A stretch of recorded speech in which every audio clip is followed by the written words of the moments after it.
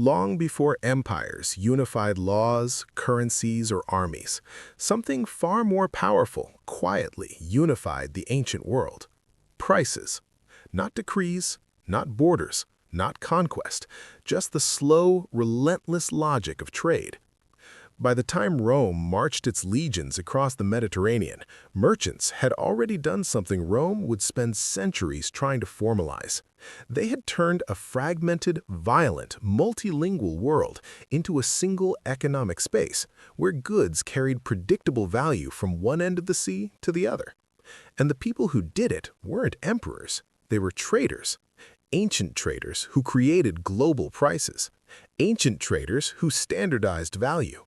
Ancient traders who built the first international market without money, without laws, without any central authority telling them what to do. Welcome to Histo Money, where money, power, and history collide, and nothing is ever as simple as it looks.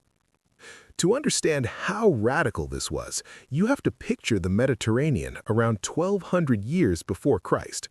This was not a unified world. It was chaos by modern standards. City-states rose and fell constantly. Kingdoms fought over coastlines. Pirates dominated open waters.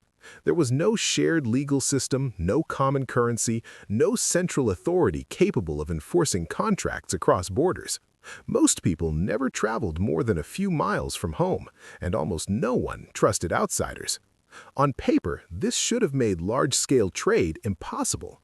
And yet, by the early first millennium before the Common Era, goods were moving across thousands of kilometers with surprising consistency. Tin from Iberia, copper from Cyprus, cedarwood from the Levant, luxury dyes, textiles, glass, and metalwork flowing through ports that had nothing in common politically, but everything in common economically. The architects of this system were the Phoenicians. They didn't build an empire. They didn't command large armies. They didn't impose laws on conquered peoples. In fact, they never truly unified anything by force. What they did instead was far more subtle and far more durable. They built a network. Phoenician society consisted of small coastal city-states like Tyre, Sidon, and Byblos. These cities were vulnerable. They lacked large hinterlands. They couldn't survive prolonged wars.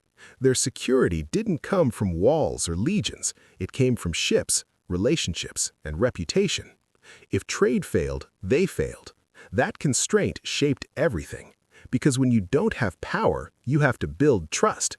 And when you build trust at scale, you start standardizing value whether you intend to or not. The first thing Phoenician traders standardized wasn't prices. It was behavior. In a world without international courts or enforceable contracts, trade depended entirely on repeat interactions. A merchant who cheated might profit once and then disappear forever from the network. Ports talked to each other. Traders shared information. Reputation traveled faster than ships. Trust became a form of collateral. This is the part modern audiences often underestimate. Trust wasn't moral, it was economic. If you were reliable, you were included. If you weren't, you were excluded. And exclusion meant commercial death. When you don't have courts, trust becomes very expensive to lose. Once that trust network existed, prices began to align naturally, not because anyone set them, but because competition enforced them. Phoenician traders dealt primarily in commodities that had widely understood uses and relatively stable demand. Metals like copper and tin, which together made bronze. Silver measured by weight, not stamped coinage. Timber used for shipbuilding and construction. Goods whose value wasn't arbitrary but functional. Here's where the system quietly snapped into place. If tin was cheaper in Iberia and more expensive in the eastern Mediterranean, traders moved it east. If copper was abundant in Cyprus and scarce elsewhere, ships adjusted routes accordingly. Every profitable price difference attracted competition, and competition erased the difference.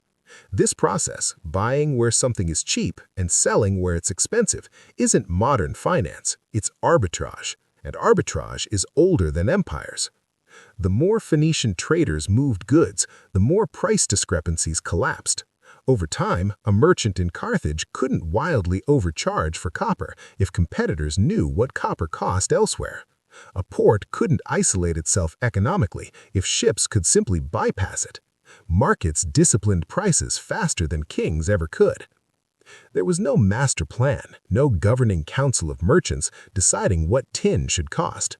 Standardization emerged as a byproduct of efficiency. The traders who survived were the ones who adapted to market reality. The ones who didn't vanished. But the real advantage the Phoenicians held wasn't ships or metals, it was information. They knew where harvests had failed. They knew which mines were flooding. They knew when wars disrupted supply routes. In an era where news traveled at the speed of wind and ore, controlling information was power. This allowed them to act before others even understood what was happening. They didn't just respond to prices, they anticipated them. And by doing so, they smoothed volatility across regions. Shortages in one area were offset by supply from another. Surpluses were absorbed before they collapsed local value. Over time, local producers adjusted their expectations. Farmers, miners, and craftsmen began pricing goods not just based on local conditions, but what the wider Mediterranean market would bear. Ports became synchronized. Inland economies lagged behind. And with that synchronization came something unprecedented, a de facto economic system that ignored political boundaries. The Phoenicians never conquered the Mediterranean, but they made it legible, predictable, tradable. Economic integration didn't follow empire. Empire followed economic integration.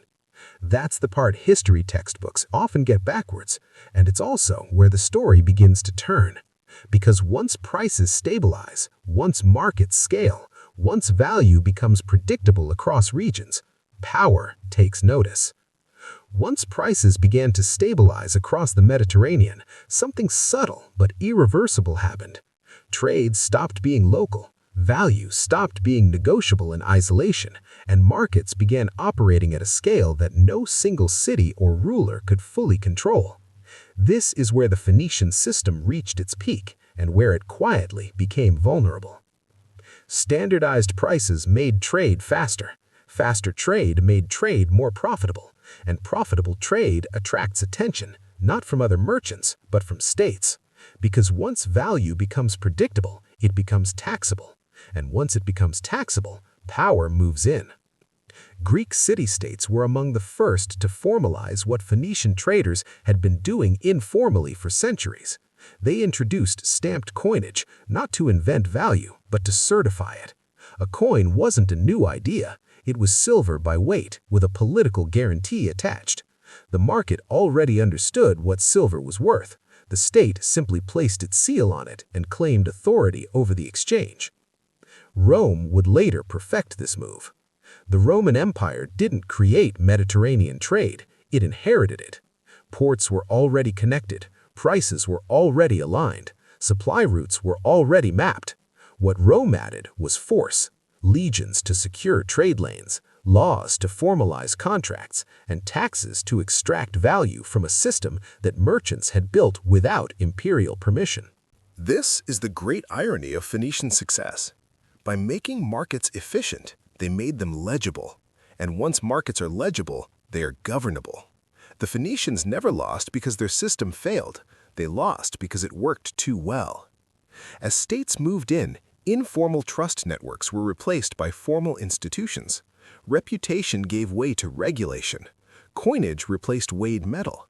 Taxes replaced negotiated exchange. Merchants who once navigated a flexible, decentralized system found themselves operating inside rigid frameworks designed to funnel value upward. The traders adapted. Some thrived, but control had shifted. Markets had unified the Mediterranean before empires ever could, but empires would ultimately decide who benefited most from that unification. And this pattern didn't end in antiquity. Fast forward to the modern world and the architecture feels familiar, just scaled beyond recognition. There is no global government, no single authority that rules international trade, and yet prices for oil, wheat, copper, and shipping converge across continents. A drought in one region ripples through markets worldwide. A disruption in a single shipping lane raises costs thousands of miles away. Just like the ancient Mediterranean, value today is coordinated by networks, not borders. The US dollar functions much like Phoenician silver once did, not because it's imposed everywhere by law, but because markets accept it. Trust, liquidity, and information give it power long before politics does. And just as ancient traders priced goods based on Mediterranean norms, modern economies price risk, debt, and assets based on global benchmarks they don't control. Globalization didn't start with container ships or digital trading floors. It started when merchants realized inefficiency was expensive and coordination was profitable. But here's where the modern parallel turns uncomfortable. Prices today are globally synchronized, wages are not. Goods adjust instantly to global conditions, labor adjusts slowly, locally, and often painfully. Inflation spreads faster than income. Asset prices respond before paychecks do. And the people closest to information and liquidity, financiers, large institutions, states, they adapt first. The system still rewards those who see price movements early and punishes those who experience them late. Nothing fundamental has changed, only the scale. And just like in the ancient world, power didn't disappear, it repositioned itself. States learned to tax flows instead of territories. Corporations learned to arbitrage regulation instead of geography. And individuals were left navigating a system that feels abstract, distant, and increasingly out of their control. Here's the central lesson the Phoenicians unintentionally left behind. Power does not create markets. Markets create power. Those who standardize value don't need to rule openly. They influence outcomes quietly. And once systems become large enough, no single actor can fully control them, only steer them, extract from them, or shield themselves from their consequences. Empires rise believing they command markets. Markets endure by ignoring empires.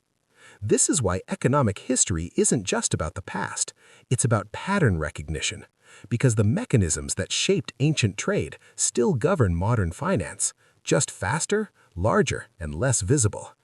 If you understand how prices converge, if you understand who benefits when they move, and if you recognize that coordination always precedes control, you stop mistaking stability for safety. History doesn't repeat, but if you don't understand it, it'll crush you all the same. If this gave you a new perspective, hit subscribe. History has the answers. I'll show you where to look.